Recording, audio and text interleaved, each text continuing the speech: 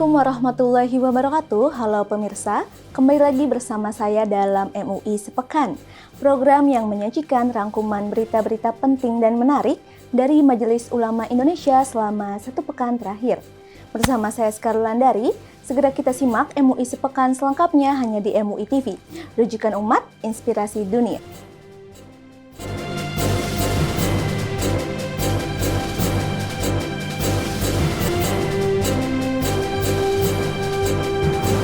Kita masuk ke berita pertama, pemirsa. Majelis Ulama Indonesia memberikan sejumlah masukan penting terkait rancangan Undang-Undang Penyiaran kepada DPR RI, dengan menekankan perlunya regulasi yang tidak hanya mengatur aspek teknik penyiaran, tetapi juga memperhatikan nilai moral, etika, dan kemaslahatan umat. MUI juga menilai RUU ini harus mampu menjaga ruang publik dari konten yang merusak akhlak, sehingga lahirnya tayangan yang edukatif dan islami. Tentu MUI telah memiliki pandangan yang telah disampaikan dan ini juga menjadi masukan sama seperti dari KWI ataupun juga dari Komnas Pengendalian Tembakau. Ya ada beberapa hal-hal yang kita catat untuk kita memperkuat industri penyiaran kita menjadi lebih baik ke depannya. Ya tentu kita mendengar masukannya agar kita selaku wakil rakyat dapat bekerja dengan hati yang tulus dan juga dapat bimbingan yang benar dan sesuai dengan ajaran kepercayaan dan iman kita masing-masing. Kami dari Majelis Ulama Indonesia diundang ke Komisi 1 dalam rangka untuk merevisi Undang-Undang Penyiaran. Ada satu hal yang sangat substansial dan berbahaya kalau tidak diatur, yaitu mengenai media sosial. Karena apa itu berbahaya? Karena di dalamnya ada sisi gelap dari algoritma, yaitu yang disebut dengan echo chamber, gema dalam ruang. Jadi salah satu subjektivitas algoritma itu, dia hanya mengumpulkan informasi subjektif yang sepihak dan tanpa cross-check. Dan itu bisa berakumulasi antar satu kelompok, terus menggema dalam ruangan dan itu dipercaya sebagai sebuah kebenaran. Itulah yang membahayakan, ada contoh-contoh yang sangat banyak.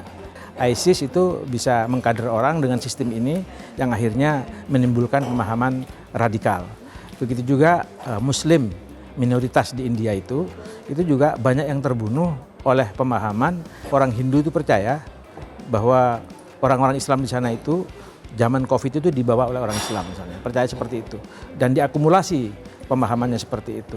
Begitu juga misalnya saudara kita Palestina itu dibunuh, digenosida oleh Israel karena masyarakat Israel banyak yang percaya bahwa teologi tanah yang dijanjikan itu, Israel Raya itu adalah sebuah kebenaran, misalnya seperti itu.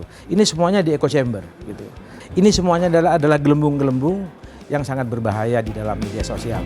Dan itu harus dibuka, dan itu harus dikontrol di dalam undang-undang ini.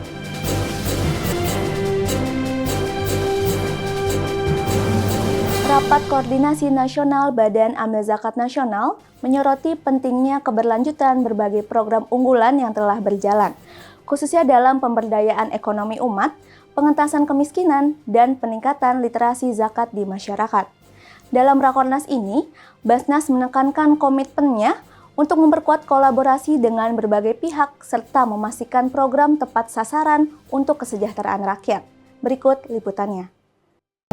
Mengatasi kemiskinan, pengangguran, dan lain-lain sebagainya. Tapi dengan catatan, duit sebanyak itu akan sampai kepada penerima manfaat apabila dibersihkan negara ini dari pejabat-pejabat yang korup. Selama masih ada korupsi, nggak akan nyampe. Selama masih banyak pejabat korupsi, itu nggak akan nyampe, Bapak Ibu, pastilah. Selagi nanti Gaza juga aman, maka kita berupaya untuk membangun sekolahan rumah sakit dari Indonesia. Ini atas permintaan Pak Menteri Agama. Sementara ini dana baru tersedia 220 miliar, masih utuh 220 miliar itu. Saran Pak Menteri nanti karena itu mukoyat semuanya supaya ditunggu sampai Gaza itu aman.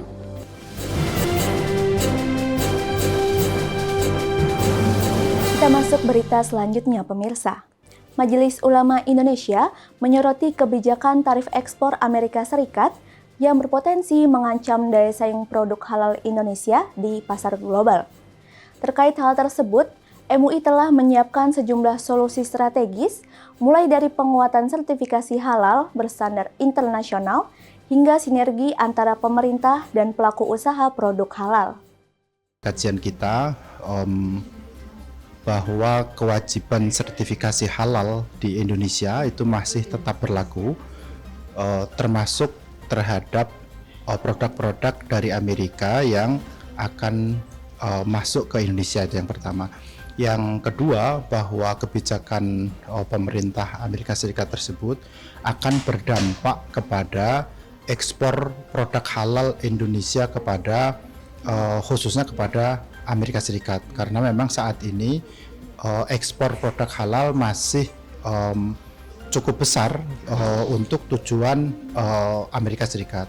Oleh karena itu kita juga melakukan kajian dan mendorong untuk dilakukannya begitu ekspor di negara selain negara-negara tradisional khususnya dari Amerika Serikat, supaya produksi produk halal kita itu masih tetap kita lakukan dan bisa mensuplai kebutuhan produk halal global seperti itu. Kita mendorong ada beberapa negara yang sudah kita lakukan kajian untuk menjadi pengganti begitu ekspor produk halal ke dunia internasional.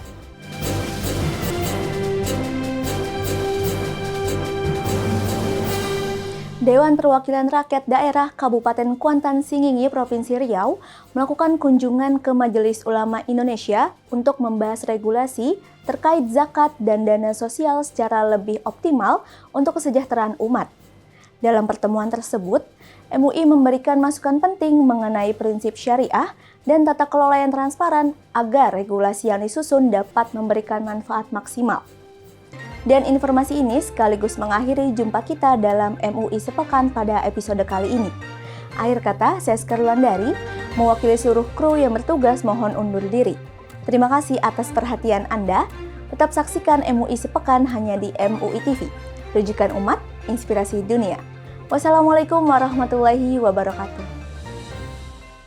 Hari ini bertepatan dengan tanggal 27 Agustus 2025, Majelis Ulama Indonesia Pusat didatangi oleh satu rombongan dari majelis dari Kuantan Sengingi. Kuantan Sengingi ini sebuah kabupaten yang masuk di dalam Provinsi Riau. Jadi ini DPRD-nya beserta dengan Ketua Basnas. Ada dua persoalan yang mereka minta penjelasan kepada MUI Pusat. Yang pertama adalah bagaimana dengan zakat di daerah kalau zakat itu diperdakan oleh DPRD. Gitu. Jadi jawaban kita satu adalah tidak perlu membuat perda itu mewajibkan zakat, tapi perda itu memperkuat adanya fatwa tentang zakat oleh Majelis Ulama Indonesia.